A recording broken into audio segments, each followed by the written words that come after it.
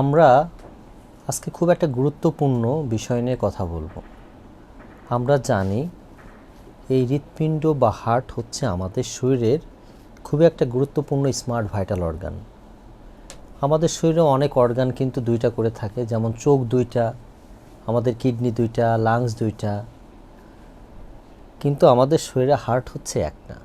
আমরা জানি যে হার্টের কাজ হচ্ছে সংকোচন প্রসারণের মাধ্যমে আমাদের শরীরে অক্সিজেনযুক্ত রক্ত সরবরাহ করে আমাদেরকে বাঁচিয়ে রাখছে। অনেক ক্ষেত্রে আমরা হার্টের যত্ন নিতে ভুলে যাই, কিন্তু আমরা জানি যে হার্ট কিন্তু থেমে গেলে আমাদের লাইফও থেমে যাবে। গত 24শে মার্চ আমরা একটা নিউজ দেখলাম যে আমাদের দেশের বরেণ্য ক্রিকেটার তামিম ইকবাল মাত্র 36 বছর বয়সে ম্যাসিভ হার্ট অ্যাটাক করে জীবন মৃত্যুর সন্ধিক্ষণে থেকে দ্বিতীয় জীবন ফিরে পেয়েছে। একটা গুড টিমওয়ার্ক, সেখানে ডক্টরদের রোল ছিল, ফিজিওর রোল ছিল, অ্যানেস্থেসিওলজিস্টের রোল ছিল, মোহামেডানের আমাদের যে ফিজিওথেরাপিস্ট ছিলেন ওনার রোল ছিল, আমাদের অ্যাম্বুলেন্স ড্রাইভার যে রব্বানি ভাই ওনারও কিন্তু রোল ছিল, ম্যাচ রেফারি দেবব্রত বাবু ওনারও কিন্তু রোল ছিল, এবং সবার দোয়া ভালোবাসা মাধ্যমে কিন্তু উনি এখন মোটামুটি স্টেবল আছে এবং অনেকটা শঙ্কামুক্ত আছে। এবং একটু আগে নিউজে দেখলাম যে ওনার হার্টের ইকোকার্ডিওগ্রাম হয়েছে এবং হার্টের কার্যক্ষমতা একদম নর্মাল। ওনার সতীর্থ আমাদের সাইফুদ্দিন ভাই বলল, ওনার একটা পোস্টের মাধ্যমে জানতে পারলাম যে তামিম ভাইয়ের কিন্তু কিছুদিন ধরে মনে হচ্ছিল শরীরটা খারাপ।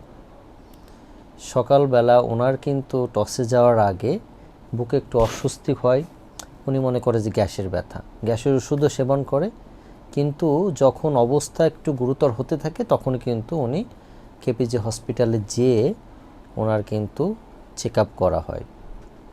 ডক্টররা ওনাকে প্রাথমিক অবস্থায় যে পরীক্ষা নিরীক্ষা আছে সেটার মাধ্যমে বলল যে না, আপনাকে অবজারভেশন থাকতে হবে, কিন্তু পরবর্তীতে হেলিকপ্টার কল করা হয়। পরবর্তীতে আমরা দেখলাম যে ওনার ম্যাসিভ কার্ডিয়াক অ্যাটাকের ফলে কার্ডিয়াক অ্যারেস্ট হয়ে যায় এবং 22 মিনিট সিপিআর কার্ডিওপালমোনারি রিসাসিটেশন দেওয়ার পরে ওনাকে লাইফ সাপোর্টে নেওয়া হয়। এবং ইমিডিয়েট যে হার্ট অ্যাটাকের সবচেয়ে বেস্ট ট্রিটমেন্ট প্রাইমারি পিসিআর, ওনাকে লাইফ সাপোর্ট থাকা অবস্থায় অ্যানজিওগ্রাম করা হয়। হার্টের রক্তনালী একটা 100% বন্ধ ছিল, সেটাতে রিং পরাই দেওয়া হয়। তারপরে কিন্তু ওনার অবস্থার উন্নতি হতে থাকে, ধীরে ধীরে উনি সুস্থ হয়ে ওঠে। এই ঘটনা কিন্তু আমাদের অনেক কিছু কে আমাদের শিক্ষা দেয়। উনি একজন ওয়ার্ল্ড ক্লাস অ্যাথলেট।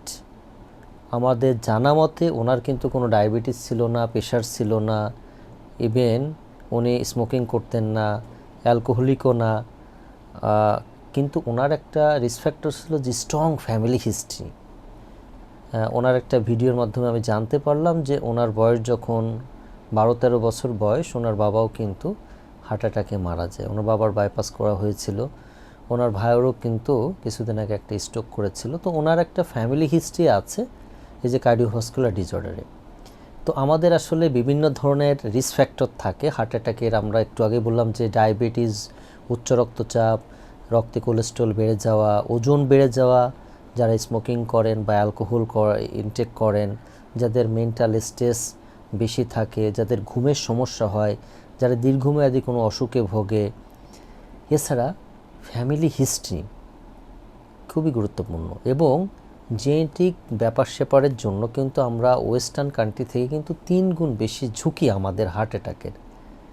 তো আমাদের মেসেজ হচ্ছে যেটা, যে আমাদের কোনো রিস্ক ফ্যাক্টর না থাকলেও যদি কারো সিমটম হয়, দ্যাট মিন্স বুকে মাঝখানে একটা অস্বস্তি, চাপা চাপা ব্যথা, সাথে ঘাম হচ্ছে, সেটা আস্তে ধীরে গলায় চলে আসছে বা বাম হাতে যাচ্ছে, কোনোভাবে বুকে ব্যথা কমছে না, সাথে শ্বাসকষ্ট হচ্ছে, মাথা ঝিমঝিম করছে, শরীর শীতল হয়ে যাচ্ছে, বুক ধড়ফড় করছে এবং মনে হচ্ছে যে আমি এখন কলাপস করে যাব, এই অবস্থার যদি কখনো অবতরণ হয় বা সৃষ্টি হয়, দেরি না করে যত দ্রুত সম্ভব নিকটস্থ হসপিটালে চলে যাবেন। এরপরে বাকি দায়িত্ব হচ্ছে ডক্টরদের। ডক্টররা ইসিজি করবেন, হার্টের যে হার্ট অ্যাটাকের মার্কার কার্ডিয়াক ট্রোপোনিন সেটা করবে, ইকো করবে এবং প্রয়োজনীয় ক্ষেত্রে যা যা করার দরকার সেটা করবে। আপনার মনে রাখবেন যে আমাদের হার্ট কিন্তু একটা, এবং হার্ট যদি বন্ধ হয়ে যায় আপনার লাইফও কিন্তু শেষ। তাই আমাদের সুস্থ যারা আছি তারা আসলেই খুব লাকি। যাদের রিস্ক ফ্যাক্টর আছে আমরা যেন রিস্ক ফ্যাক্টর কন্ট্রোল করতে ভুলে না যাই, এবং গবেষণায় দেখা গেছে যে এই রিস্ক ফ্যাক্টরগুলো কন্ট্রোল করলে প্রায় 80 থেকে 90% ক্ষেত্রে আমাদের হার্ট অ্যাটাক প্রতিরোধ করা যায়।